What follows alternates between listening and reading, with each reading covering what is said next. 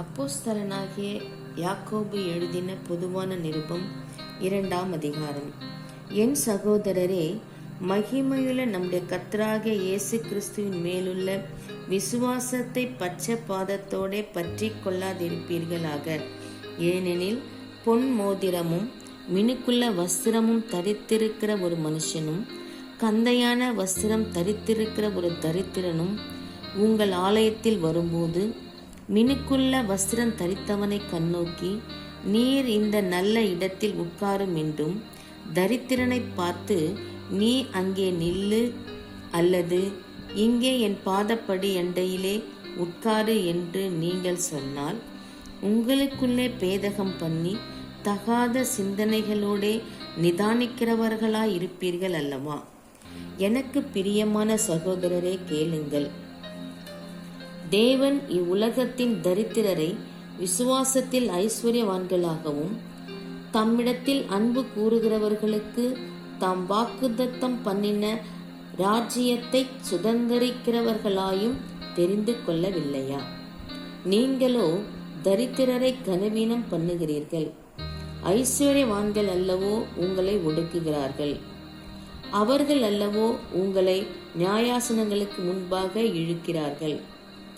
உங்களுக்கு தரிக்கப்பட்ட நல்ல நாமத்தை அவர்கள் அல்லவோ தூஷிக்கிறார்கள்.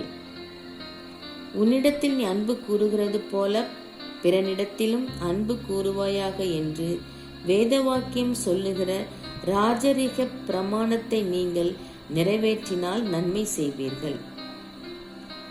பட்சபாதம் உள்ளவர்களாய் இருப்பீர்களானால் பாவம் செய்து மீறினவர்கள் என்று நியாய பிரமாணத்தால் தீர்க்கப்படுவீர்கள். எப்படியெனில், ஒருவன் நியாய பிரமாணம் முழுவதையும் கை கொண்டிருந்தும் ஒன்றிலே தவறினால் எல்லாவற்றிலும் குற்றவாளியாய் இருப்பான்.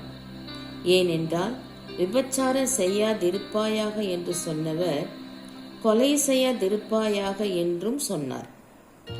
ஆதலால் நீ விபச்சாரம் செய்யாமல் இருந்தும் கொலை செய்தாயானால் நியாய பிரமாணத்தை மீறினவன் ஆவாய். சுயாதீன பிரமாணத்தினால் நியாய தீர்ப்படைய போகிறவர்களாய் அதற்கேற்றபடி பேசி அதற்கேற்றபடி செய்யுங்கள். ஏனென்றால், இரக்கம் செய்யாதவனுக்கு இரக்கமில்லாத நியாய தீர்ப்பு கிடைக்கும். நியாய தீர்ப்புக்கு முன்பாக இரக்கம் மேன்மை பாராட்டும்.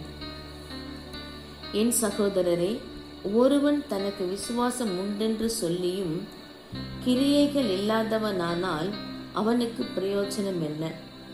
அந்த விசுவாசம் அவனை ரட்சிக்குமா?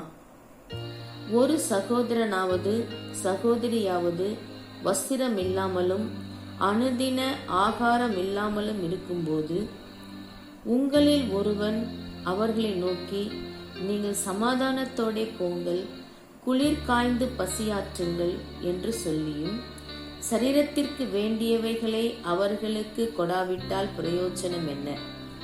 அப்படியே விசுவாசமும் கிரியைகள் இல்லாதிருந்தால் தன்னிலே தானே செத்ததாயிருக்கும். ஒருவன், உனக்கு விசுவாசம் உண்டு, எனக்கு கிரியைகள் உண்டு, கிரியைகள் இல்லாமல் உன் விசுவாசத்தை எனக்கு காண்பி, நான் என் விசுவாசத்தை என் கிரியைகளினாலே உனக்கு காண்பிப்பேன் என்பானே. தேவன் ஒருவர் உண்டென்று விசுவாசிக்கிறாய். அப்படி செய்கிறது நல்லது தான். பிசாசுகளும் விசுவாசித்து நடுங்குகின்றன. வீணான மனுஷனே, கிரியைகள் இல்லாத விசுவாசம் செத்ததென்று நீ அறிய வேண்டுமோ? நம்முடைய பிதாவாகிய ஆபிரகாம் தன் குமாரன் ஈசாக்கை பலிபீடத்தின் மேல் செலுத்தின போது கிரியைகளினாலே அல்லவோ நீதிமானாக்கப்பட்டான். விசுவாசம் அவனுடைய கிரியைகளோடு கூட முயற்சி செய்து கிரியைகளினாலே விசுவாசம் பூரணப்பட்டதென்று காண்கிறாயே. அப்படியே ஆபிரகாம் தேவனை விசுவாசித்தான், அது அவனுக்கு நீதியாக எண்ணப்பட்டது என்கிற வேதவாக்கியம் நிறைவேறிற்று. அவன் தேவனுடைய சிநேகிதன் எனப்பட்டான். ஆதலால் மனுஷன் விசுவாசத்தினாலே மாத்திரமல்ல கிரியைகளினாலேயும் நீதிமானாக்கப்படுகிறான் என்று நீங்கள் காண்கிறீர்களே. அந்தப்படி ராகாப் என்னும் வேசியும் தூதர்களை ஏற்றுக்கொண்டு வேறு வழியை அனுப்பிவிட்ட போது கிரியைகளினாலே அல்லவோ நீதியுள்ளவளாக்கப்பட்டாள். அப்படியே ஆவி இல்லாத சரீரம் செத்ததாய் இருக்கிறது போல கிரியைகள் இல்லாத விசுவாசமும் செத்ததாய் இருக்கிறது. ஆமென்.